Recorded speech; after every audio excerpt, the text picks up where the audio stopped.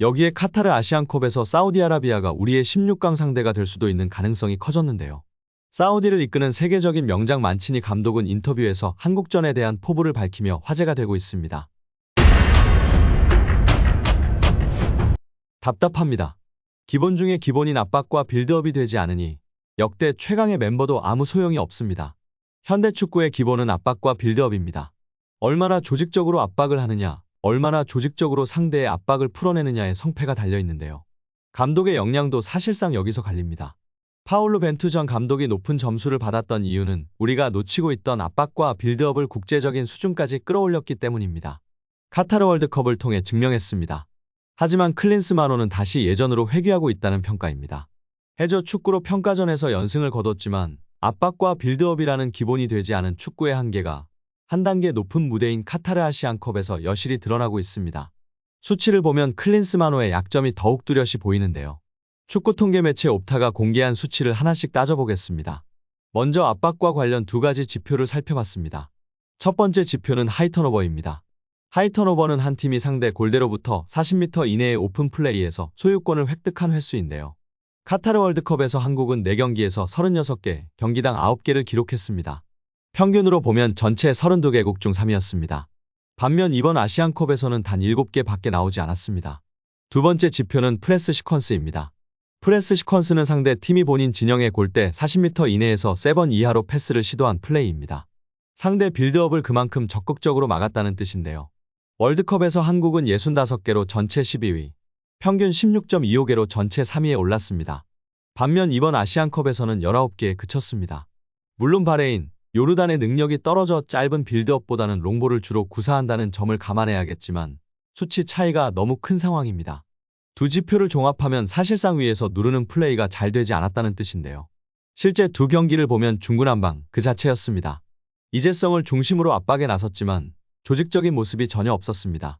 바레인과 요르단 수준의 팀을 상대로도 이 정도의 수치를 기록했다면 더 수준 높은 팀을 상대로는 더욱 어려운 경기를 할 수밖에 없다는 평가입니다. 위르겐 클린스만 감독이 이끄는 한국 축구대표팀은 카타르 아시안컵 조별리그 2조 2위에 올라 있는데요. 현재 선두 요르단의 골 득실차로 밀려있는 상황입니다. 아직 최종전이 남아있는 상황이지만 요르단, 바레인, 말레이시아가 속한 2조에서 손쉽게 1위를 차지해 조별리그 통과할 것이라는 당초 예상과는 사뭇 다른 흐름입니다. 각조 순위표 상황을 살펴보면 한국은 조 1위보다 조 2위로 16강에 오르는 것이 더 유리하게 작용할 것으로 평가받고 있습니다. 2조 2위는 준결승까지 이번 대회 강력한 우승 후보 일본, 이란, 호주 중 호주만 만날 가능성이 높습니다. 우선 한국이 2조 2위가 된다면 F조 1위와 토너먼트 첫 대결을 하는데요. F조에서는 사우디아라비아가 유력하게 1위를 차지할 가능성이 높습니다. 사우디아라비아는 역대 4번째 아시안컵 우승에 도전하지만 이번 대회에서 언급되는 강력한 우승 후보는 아니며 태국은 객관적인 전력이 많이 떨어집니다.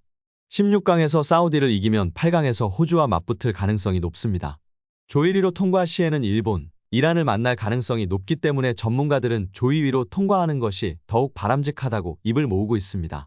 무엇보다도 한국은 지지만 않으면 조 2위는 확보합니다. 비길 경우 승점 5점이 되고 요르단, 바레인 경기 승자가 1위가 됩니다. 두 팀이 무승부를 거둬도 한국은 2위를 유지합니다. 한국의 국제축구연맹 랭킹은 23위이고 말레이시아는 130위입니다. 한국이 패배하는 그림은 쉽게 그려지지 않는 상황입니다. 이에 7명이나 갖고 있는 엘로카드를 어떻게 관리하느냐가 더욱 중요하다고 평가받고 있습니다. 손흥민, 조규성, 김민재, 박영우, 이기재가 경고를 받았고 지난 요르단전에서 황인범, 오현규가 추가됐습니다. 해당 경고는 8강까지 유지되기에 경고 한 장을 추가로 받을 경우 그 다음 경기에 결장합니다. 한국이 준결승에 진출할 경우 8강에서 경고를 받는다면 4강전에 뛸 수 없습니다. 완전히 리셋되는 건 4강부터입니다. 결국 한국은 최종전 16강까지 계속해서 경고 관리에 신경을 써야 하는 상황입니다. 여기에 카타르 아시안컵에서 사우디아라비아가 우리의 16강 상대가 될 수도 있는 가능성이 커졌는데요. 사우디를 이끄는 세계적인 명장 만치니 감독은 인터뷰에서 한국전에 대한 포부를 밝히며 화제가 되고 있습니다. 만치니 감독은 한국을 만날 수도 있다는 기자의 질문의 랭킹은 숫자일 뿐이라며 자신감을 내비쳤습니다. 사우디는 조별리그에서 2연승을 달리며 F조 1위로 16강 진출을 확정했습니다. 사우디는 태국과 3차전에서 비기기만 해도 1위를 지키는데 사우디가 F조 1위가 되고 현재 2조 2위인 우리 팀이 그대로 2위로 마치면 16강에서 맞붙게 됩니다. 사우디의 만치니 감독은 16강 상대가 될 수도 있는 한국에 대해 기자회견에서 이렇게 자신감을 드러냈습니다.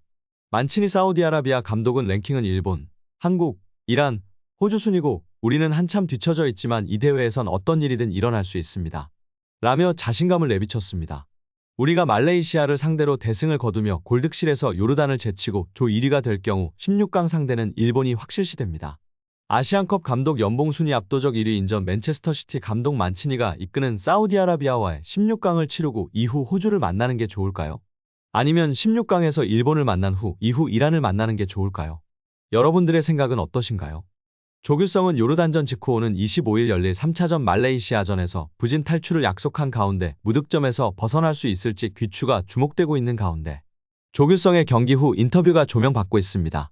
조규성은 요르단전에서 69분 출전해 0의 기회 창출과 2번의 슈팅, 1번의 공격 지역 패스, 2번의 리커버리, 67%의 지상 볼 경합 성공률, 0%의 공중 볼 경합 성공률을 보였습니다. 결국 후반 24분 오현규와 교체돼 벤치로 물러났습니다.